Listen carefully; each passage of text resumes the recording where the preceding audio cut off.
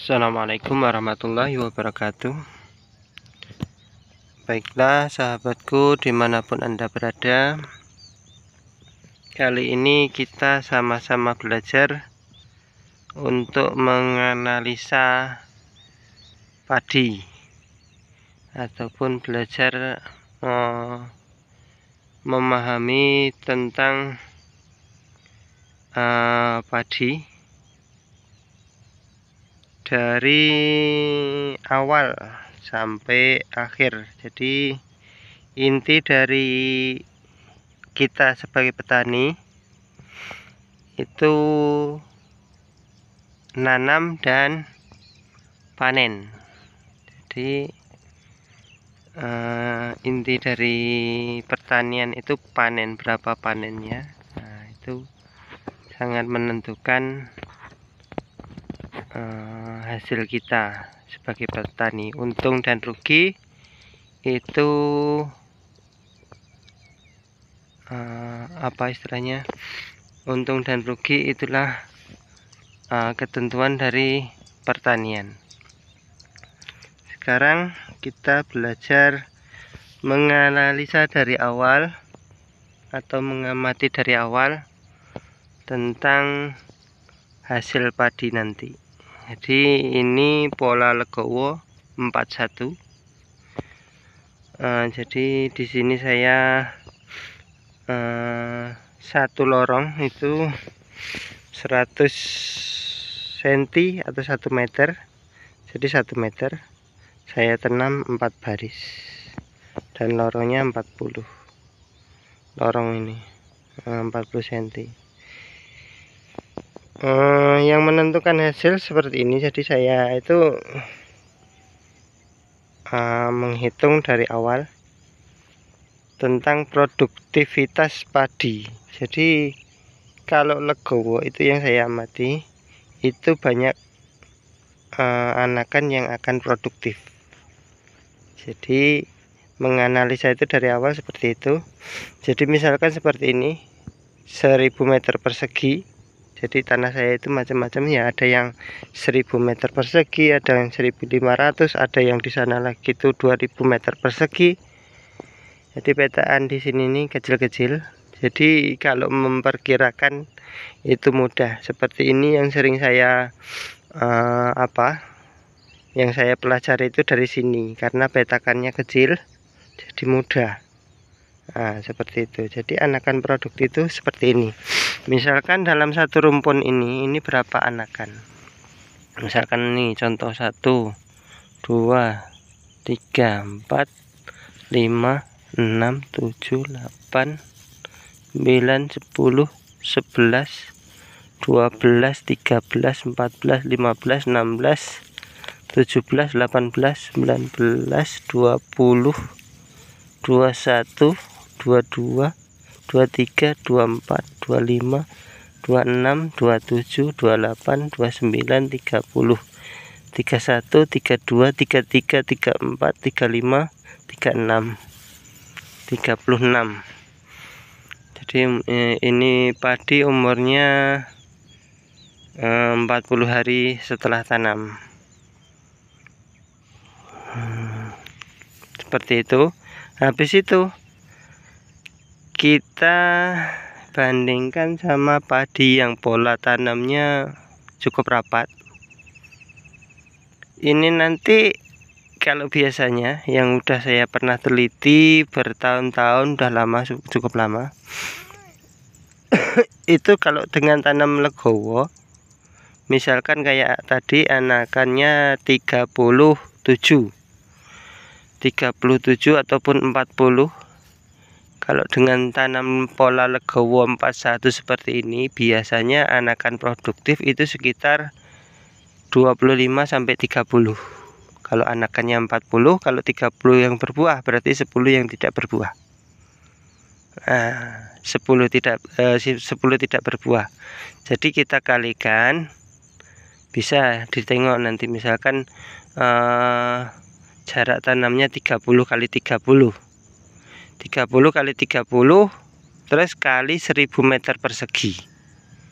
Nah, itu nanti akan berapa perkiraan berapa rumpun itu akan terhitung. Kita kalikan, habis itu kalikan berapa anakan produktif. Misalkan anakan produktif itu 30 kali 1000 meter persegi tadi dapat berapa. Terus habis itu dikalikan lagi berapa biji per malai. Per malai itu per tangkai itu ada berapa biji. Misalkan kayak serang ataupun impari itu rata-rata sekitar 150-200. Itu tinggal kali lagi. Memang agak rumit. Nah, itu memang cara saya seperti itu. Seteliti itu sampai satu malai itu pun saya hitung satu persatu berapa bijinya, itu ada berapa. Jadi kalau rata-rata padi kecil itu sekitar 150-200 kurang lebih. Kalau padi besar itu seperti Kalimasada ataupun yang lain ada banyak lagi. Itu ada yang sampai 400, 500. Bahkan ada yang namanya Rajasa itu pernah saya hitung 800 per tangkai. Jadi ninggal kali berapa anakan produktif. Habis itu tinggal kali berapa meter persegi. Itu sampai 1 hektar sekalipun insya Allah bisa ketemu berapa hasilnya, perkiraan ini loh. Karena yang kita teliti rata-rata itu bukan di pinggir. Kalau di pinggir rata-rata banyak anakan produktif. Coba di tengah, pertengahan sawah antara misalkan barat timur utara selatan, di mana tengahnya kita ambil. Di situ kita hitung satu rumpun itu berapa yang produktif. Nah, itu yang lebih menentukan lagi, karena yang di tengah, misalkan di tengah itu bisa 20-25 yang produktif, berarti yang di pinggir biasanya lebih. Nah, seperti itu. Nanti bisa kita ketahui berapa hasilnya itu dari tengah. Nah, sekarang kita bandingkan sama pola tanam yang lebih rapat. 2, 4, 6, 7, 8. Di sini samping saya ini 8, 1. Tapi jarak lorongnya itu cukup kecil. Nih, berarti cukup sejengkal. Sejengkal saya ini sekitar 25 cm. Terus kalinya 20 cm. Ini cukup tebal.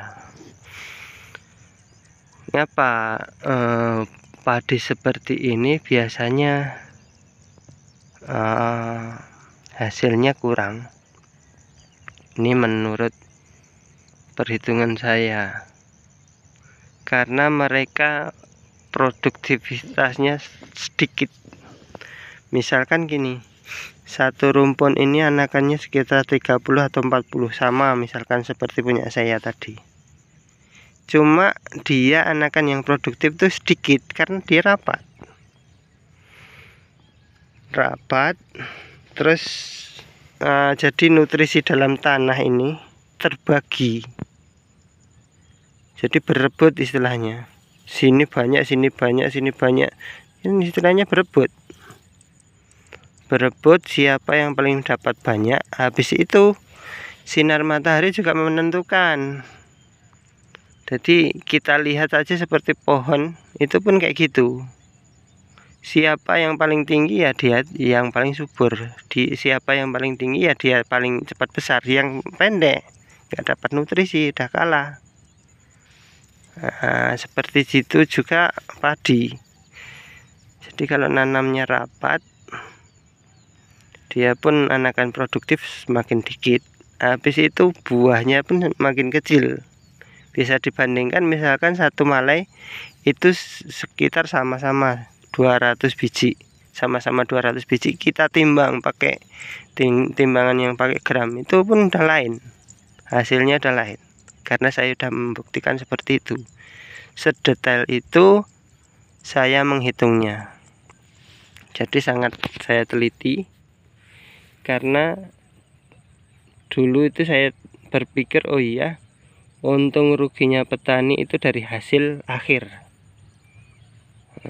Jadi kalau hasilnya dikit ya petani rugi, kalau hasilnya banyak baru petani ini untung. Jadi seperti itu, karena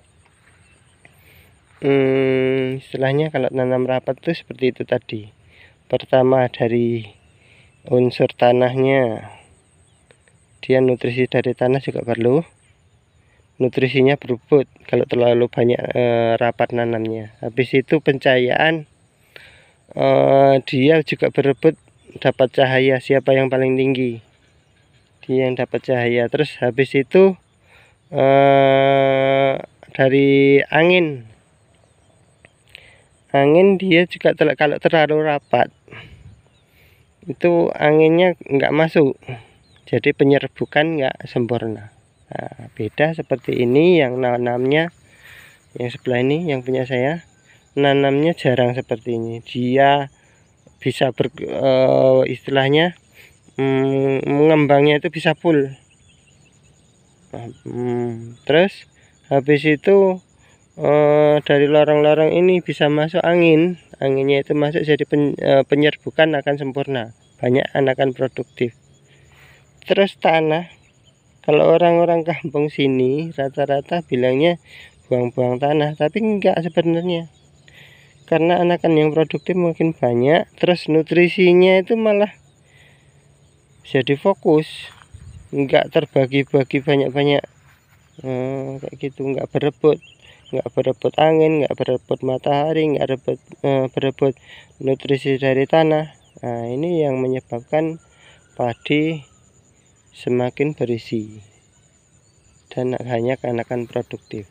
Apalagi mau nanam 31 itu lebih bagus lagi, karena memang penelitian saya yang udah saya rasakan itu seperti itu. 21 makin produktif, 31 agak berkurang dikit, 41 ini pokoknya semakin banyak barisannya dia akan semakin sedikit kayak gitu. Nah, itu nanti selanjutnya insya Allah kalau sudah ada berbuah, sudah mulai pengisian, itu insya Allah akan saya lihat lagi dan saya akan tunjukkan, saya akan buktikan berapa anakan yang produktif. Nah, itu kita akan tahu berapa hasil kita, insya Allah. Sekian dulu. Assalamualaikum warahmatullahi wabarakatuh.